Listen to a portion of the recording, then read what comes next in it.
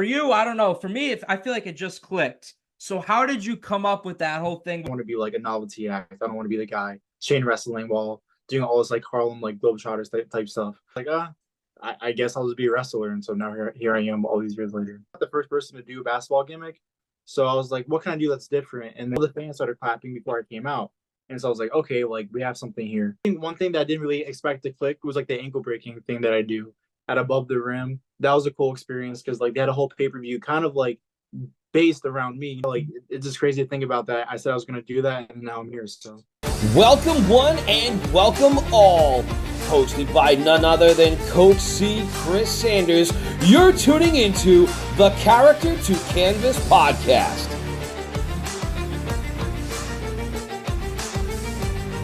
All right, everybody, welcome to the Character to Canvas podcast, episode number 2. Now, full transparency.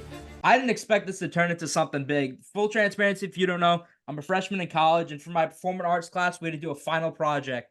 I did a podcast for it, and shout out to the guy I interviewed, Eddie Vegas. It was only going to go to him and the professor, but he says, you know what, we have something here. Share it. So I got so much support. I reached out to so many people, but the one guy I wanted to bring on first when I think creativity is this guy. So Jermaine Marbury, thank you very much for joining us on this one. of course, man. Thank you, Chris, for having me. No problem. So, like for you, I don't know how many times you told your story so far, but where did the journey of professional wrestling start for you? It definitely started in high school. So we had to do this class project when I was, I think I was like 15. It was my sophomore year of high school. And so basically, long story short, I had to just tell like the entire class, like, what am I going to do after high school? How am I going to get there? And like what my career was going to be.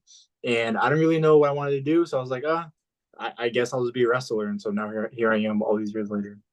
So in high school, did you have the passion for basketball, or how did Jermaine Marbury, the basketball player, however you want to say, the overall number 1 draft pick, how did that start?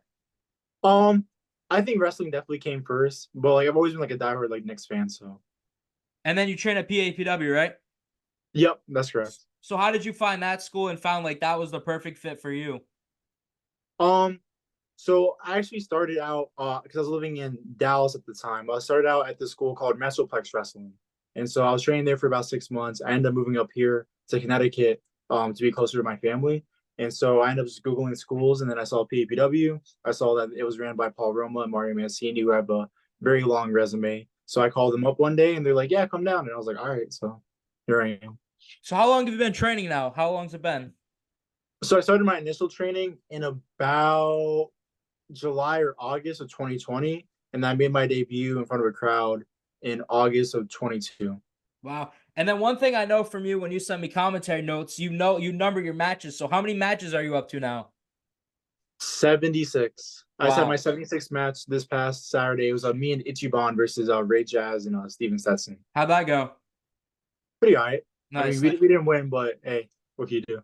So when I think of wrestling, one of the things I think about is creativity, the personas. It's some people, they go through different phases where it's hard for them to find like the persona that fits them. For you, I don't know. For me, I feel like it just clicked. So how did you come up with that whole thing? Was it a long thought process? I know people say they're inspired sometimes by music, TV shows. For you, it's probably the love of basketball. So how did that start for you? All the pieces definitely fell like one at a time. So when I first made my debut, I was wrestling. I had like these like baggy like 2000s like wrestling shorts, and I had a jersey. I had the Stephon Marbury jersey, and so I was like, oh, like I need a better look because I kind of look like a creative wrestler.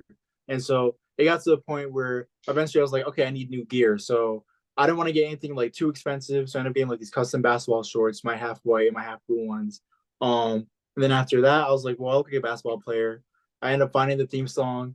And then I remember the first night I used my theme song, it was Basketball by Little Bow Wow. All the fans started clapping before I came out. And so I was like, okay, like we have something here. And so then came like the Mamba Splash.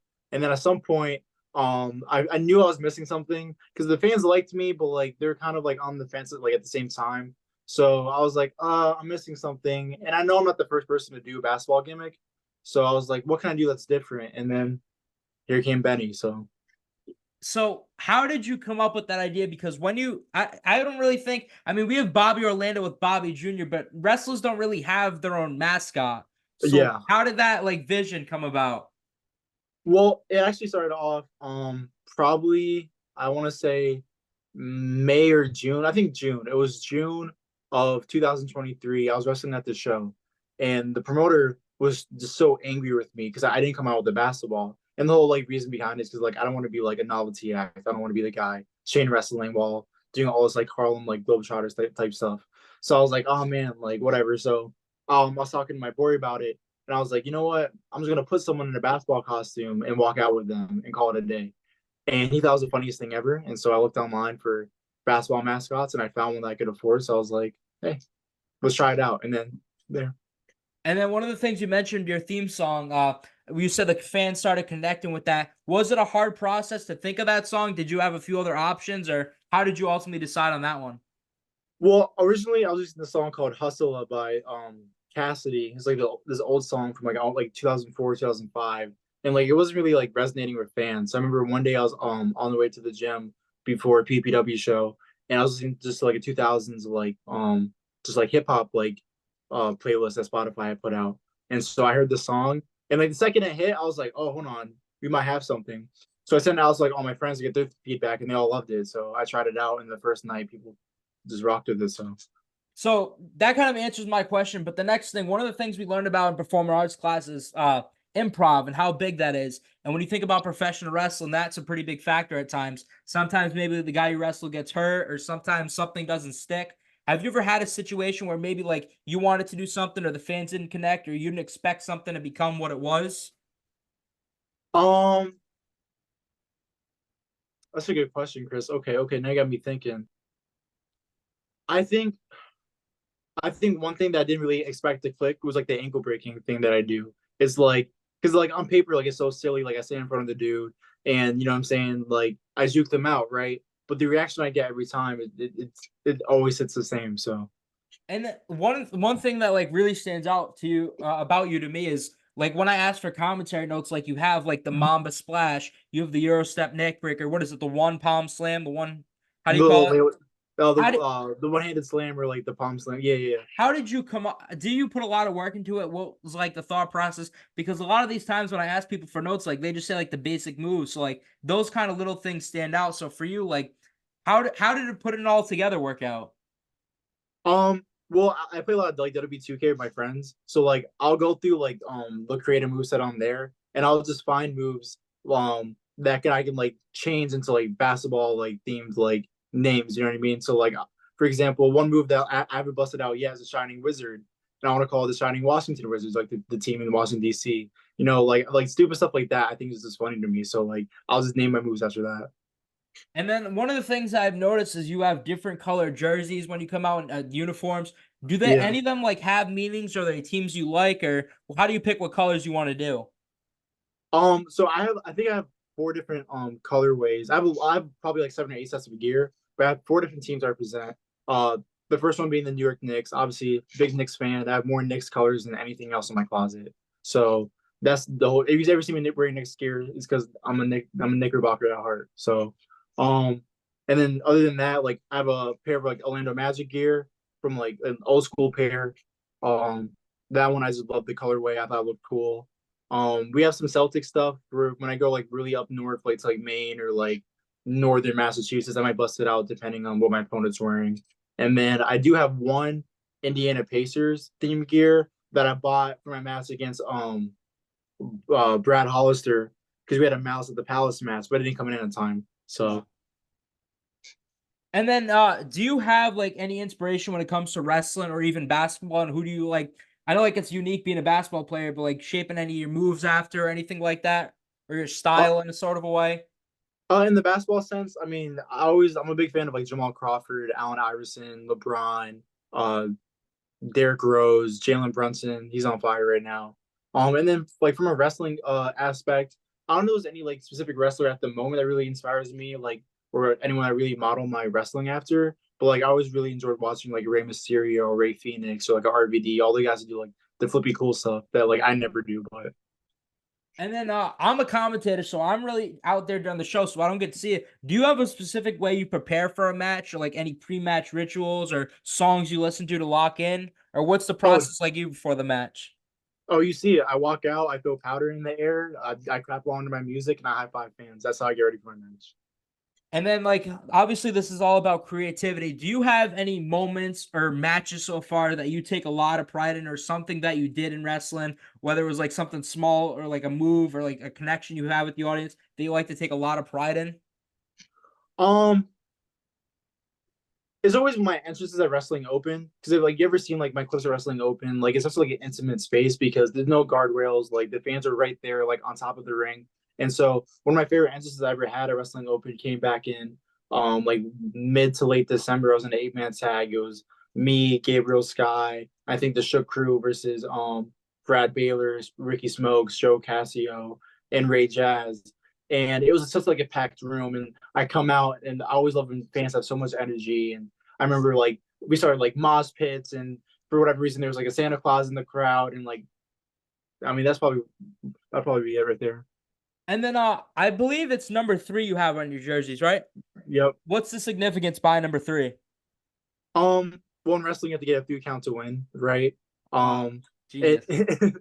In basketball, like the most like for me personally, the most entertaining aspect of basketball is when people shoot threes or slam dunks, you know. And then my favorite players, Allen Iverson, Stephon Marbury, they were the number 3. So Wrestling Open, you've had a lot of good matches. Do you have any matches there that stand out? I know you did a lot of stuff with Brad Hollister. Do you have like any matches that are like really memorable to you so far? I have a few. One of my favorite matches was definitely me versus Danny Miles. I think it was my second singles match of the Wrestling Open. I think it was the first Thursday of December. Yeah, me versus Danny Miles at Wrestling Open back in December. That one was a fun one. The first match I had against Brad Hollister at Above the Rim, that was a cool experience because like they had a whole pay-per-view kind of like based around me. You know, it was a basketball themed pay-per-view. I was in the main event for the title. The crowd was on a whole another level. So I put that up there. And then me and Benny the Basketball versus Shane Thomas and Sidney Bakarbella was another memorable match for me. Now I know you're new. How many matches? I'm sorry. How many matches you said you've had so far? 76. In the next 76 matches that you have, is there anyone that you really want to step in the ring with, or that you have? The first name that comes to mind, honestly, is Stan Michael. You know who Stan Michael is? Yes. Yeah, I don't know what it is, but I just feel like me and him would have so much like just fun together. I feel like it would be really entertaining. But me and Stan Michael, me and Cheeseburger, who used to wrestle for like Ring of Honor and AEW. He's someone on my list right now. And honestly, like a lot of like the up and comers at PAPW training right now, those are guys like I want to get in the ring with because like I had a little tiny bit of a hand in helping them out and their journey. So What has like your first like 76 matches been like? Like, do you really like does it hit you yet? Like you're living out your dream or doing the thing that you said in high school that you were gonna do? yeah, it is crazy to me because sometimes like I sit down and like even just like this past year was just like a trip because I remember like around this time last year like I wasn't really getting booked. I was getting booked like once a month if I was lucky. You know, I wasn't really getting any opportunities. I wasn't really, you know, I was kind of like in a weird place where I was kind of like I felt so stuck. But now I'm at the point where it's like I have 4 show weekends where I'm traveling to Rhode Island. Now I'm in Maine. Now I'm back in New York or Jersey. You know, or now I'm in Massachusetts, and so I'm traveling to all these different states within such like a short time span, wrestling in front of a bunch of people, wrestling in front of like wrestling different guys every night. So it just really does yeah, like it's just crazy to think about that. I said I was gonna do that and now I'm here. So And then to go with that, I know you said people you want to wrestle. Do you have any places that you want to wrestle for? Like I just saw you wrestled for Let's Wrestle, which is awesome to see. And you've been traveling left and right. Like I see this Twitter post, like how dedicated you are. And like one of the reasons I'm so invested in you is like I love wrestlers who are invested in themselves, who want to go the extra mile. And seeing you do the drive, seeing you put that work into your character, like that means a lot. So like, where do you see yourself in like 5 years or so? What companies do you want to be working for? on an independent level, I definitely want to get over to Northeast Wrestling. Northeast Wrestling is like the place that kind of introduced me to indie wrestling in my area. So NEW is a place I want to wrestle for. House of Glory Wrestling out in New York is another one. I love to get back out to Texas, wrestle for Metroplex Wrestling or Defy Wrestling out in Seattle or PWG in California. Definitely within the next 5 years, like I just want to travel out more, just expand, get further out, you know, out west, maybe even up to like Canada or to other countries. So when you were in Texas, were you did you go to like wrestling shows a lot, or what was your introduction to wrestling down there? um, yeah, I mean, I was just a wrestling fan. I watched WWE on TV, and then we had our local independent shows, but. And then one of the last things I want to ask you, I did in the last question. I didn't realize like the impact it would have. I know you're just starting, so it's hard for you to say. But at the end of the day, all these years later, when the day this Jermaine Marbury decides to hang up the uniform or put it in the rafters, what do you want your legacy to be? What do you That's a want good people to question. remember you as in wrestling or something like that? Honestly, I just want to be like the stereotypical like story of the kid that said he was going to do something and he just did it. You know what I mean? Like I had a dream. I didn't have a lot of support in the beginning. I went out and I achieved that. You know what I mean? Not Yeah, about proving other people wrong, but proving myself right, type of thing. I love the mentality, man. And I just want to thank you. I told you it was going to be quick, man. Thank you so much for joining me on this. I appreciate Of you course, thank telling you, your Chris. story. And I appreciate you in wrestling just going the extra mile, man. I think it's the little things that like a lot of people are catching on to. So thank you very much for doing this. Of course, thank you, Chris. All right, everybody. That was episode 2 of the Canvas to Character podcast. My name is Coach C. Chris Sanders. Thank you.